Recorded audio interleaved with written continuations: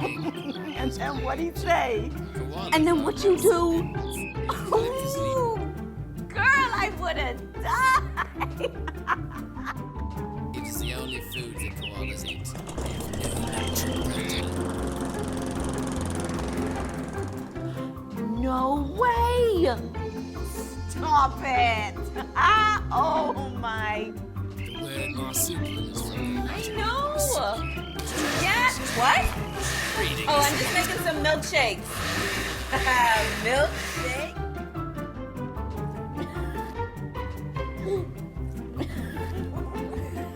paws with claws adapted for climbing in the country of Australia. Watch your show on any TV in your house with Iris, the new HD multi-room DVR from Rev TV. Start watching in one room and pick up right where you left off in another. Call to get Iris in your house today.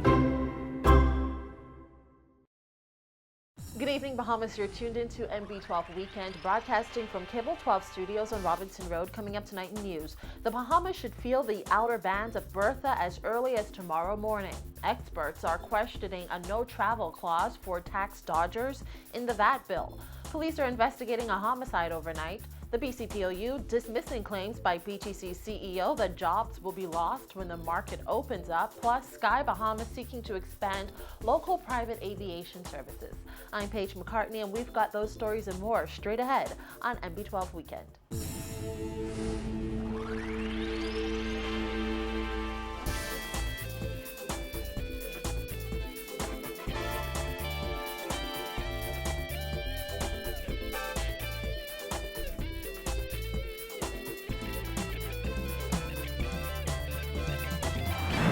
Welcome once again to MB12.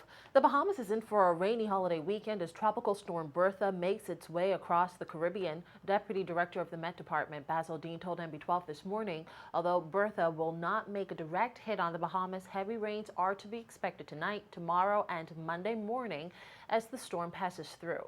It's going to be a wet weekend for all of the islands. One, because of the mid-level trough, which is already in the southeast Bahamas, and that will affect all of the islands of the Bahamas through tomorrow. And then that will be followed by Bertha, which will further enhance the shower activity starting on Sunday morning.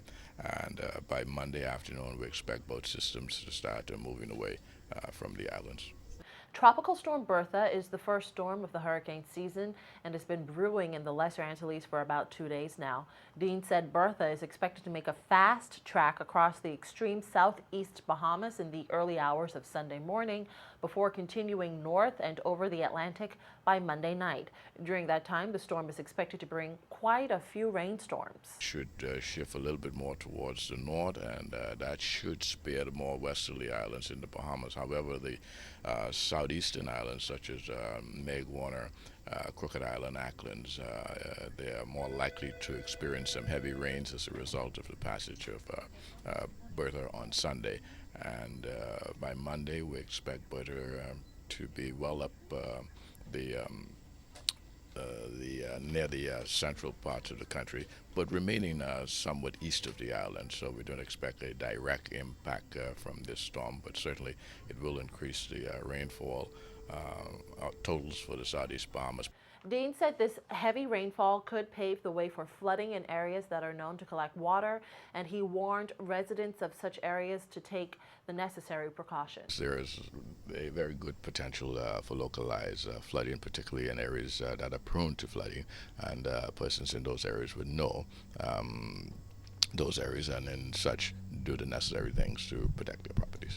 Although Bertha is not a major system, Dean noted storms are unpredictable. He said Bahamians should not gamble, but take caution and prepare accordingly. We always encourage persons whenever you're threatened by a tropical storm, even though it's a tropical storm, you want to get in the habit of making the necessary preparation, because as you do know the history of these storms, it's not an exact science. We still have a little bit of challenges with intensity forecasts and the likes. So as a result of that, you don't want to gamble, but be smart and at least protect your property, such as removing debris, making sure that your windows are properly shut. It's not a very strong tropical storm, and we do hope that the mountainous terrain of Hispaniola weaken it some, because it is expected to pass over Hispaniola late tonight, and should that happen, we'll be in a better position in terms of winds, but certainly the rains will be there,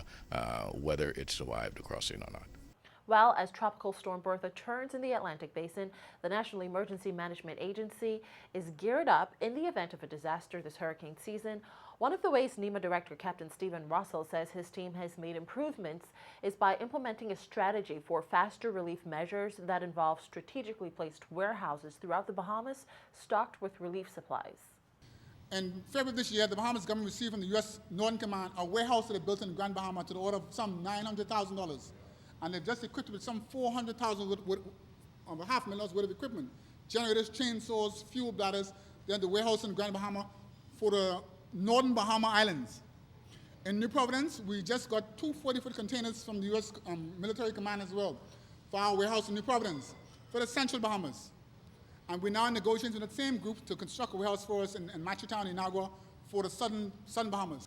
Russell, who spoke recently at a Rotary Club of West New Providence function, said prior to this new strategy, the response time to family islands in need of assistance and materials was up to 1 week. So the plan was, let's get warehouses in the north, central, and south. And if our ships have to run to the north, before you go to the disaster-stricken area, go to the warehouse, top it with some supplies, chainsaws, generators, in addition to what you have on board, and go directly to a disaster-stricken area. Let's cut down the timeline from 72 hours to 36 hours getting to our community to render assistance. So that's how we've been advancing the program to make sure that we're able to respond. And as Bertha nears, meteorologists and NEMA are keeping an eye on the storm. Russell said residents need to be aware of hurricane shelters. Every year, the Ministry of Works and the team I mentioned, Defense Force, Ministry of Works, Social Services, Red Cross, every year they move around to our shelters, checking them out to make sure that they meet a minimum standard. That is in place. Well, with so much travel to the south for the long holiday weekend, Bahamas Air is also closely monitoring the storm. Today, the national flag carrier announced that due to Bertha, tomorrow's flight to Providenciales in the Turks and Caicos Islands has been canceled. Bahamas Air has also yet to make a determination on what will happen with flights in and out of Georgetown, Long Island, and San Salvador. The airline says you should stay tuned to radio stations for any announcements. Well, 2 men are in police custody today following a shooting incident that left another man dead. The incident took place shortly after midnight through a tract road between Fleming and Dunmore Streets. Police responded after receiving reports of gunshots being fired in that area. Superintendent Paul Roll was at the scene of the incident this morning. Examining the track road, officers observed what appeared to be bloodstains in the track road, and they followed these bloodstains, where in the aisleway they found an assortment of fired cartridges. We went further into the track road where they came upon what appeared to be the body of a male lying in the track road. It's a light-skinned male, appears to be at least about 21 years of age. The victim received gunshot injuries to the chest and was pronounced dead by EMS officials. Police also recovered a handgun from the victim. Roll said while at the scene, officers received further reports that 2 men were seen fleeing the area. They reportedly ran across Dunmore Street North before disappearing into the darkness. However, police located the suspects a short time later after they arrived at hospital, one with a gunshot injury. Shortly after this, second male showed up at Princess Margaret Hospital suffering from a gunshot wound to his left arm, left hand, and his left side. He is presently detained in a hospital right now. A third male who was driving the vehicle that took him to hospital, officers at the PMH at the time took him into custody. We have him in custody at CD, where we'll be speaking to him. The 2 suspects are ages 21 and 20. Police say they have launched an intense investigation into the incident, and Roll appealed to anyone with information about the shooting to contact police. while an accused murderer will stand trial 3 years after he allegedly committed the offense. 30-year-old Jermaine Missick, who goes by the street name Bats, pleaded not guilty to the murder of Marcus Miller during his arraignment before Senior Supreme Court Justice John Isaacs yesterday. Miller was shot outside his home in Millers Heights on January 6th. He died in hospital on January 13th. Isaacs directed the registrar to appoint an attorney and scheduled a trial date of April 3, 2017. A man accused of 3 counts of attempted murder will also be tried in 2017. 29-year-old Anthony Sullivan was wearing an ankle bracelet when he allegedly seriously wounded Lenny Oscar, Delarice Curry, and Chestonique Wilson during an April 25, 2014 shooting. Sullivan denied the allegation when he appeared before Isaacs, and he's scheduled to be tried on April 10, 2017 before Justice Farrah Watkins. While in the case of 2 American men accused of stabbing another American man to death, that won't be tried until 2017 either.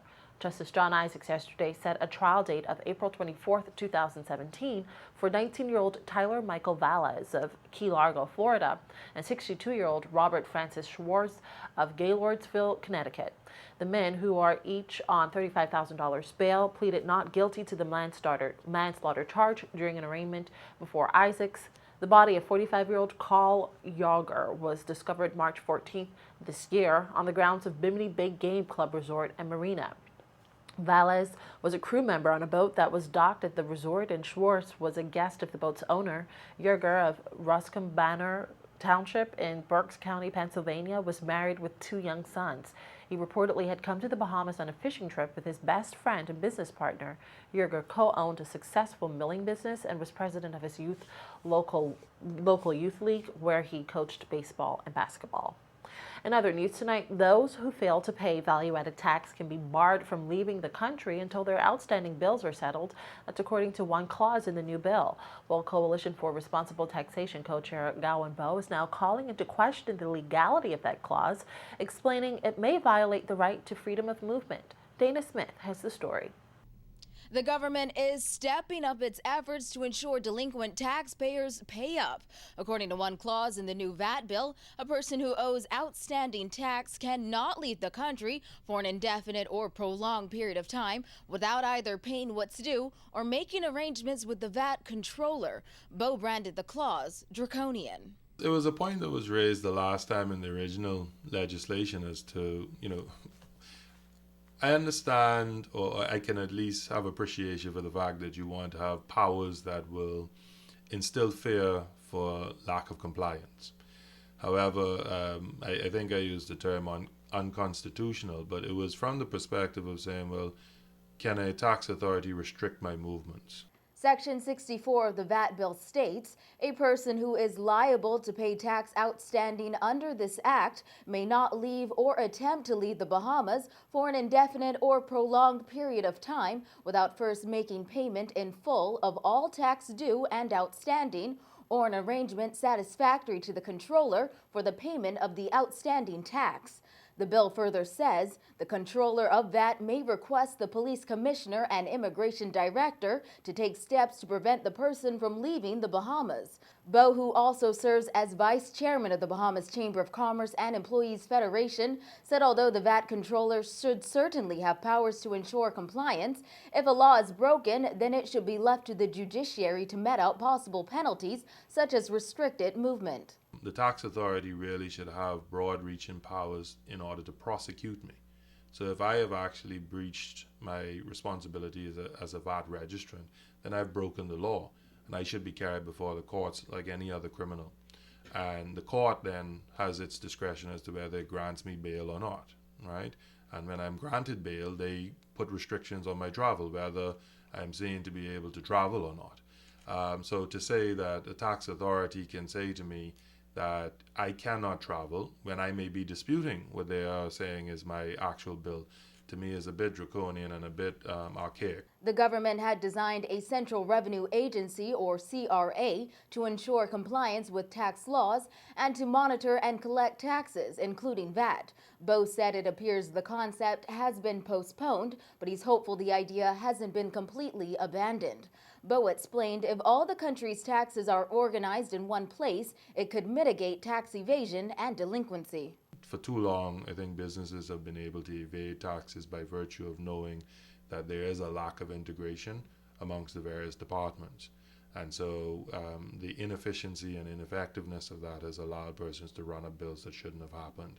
And so hopefully that CRA is one that's going to quickly come to fruition to enable us to become more effective at collecting taxes and certainly more efficient in terms of making the administration of it easier. Reporting for NB12 Weekend, I'm Dana Smith.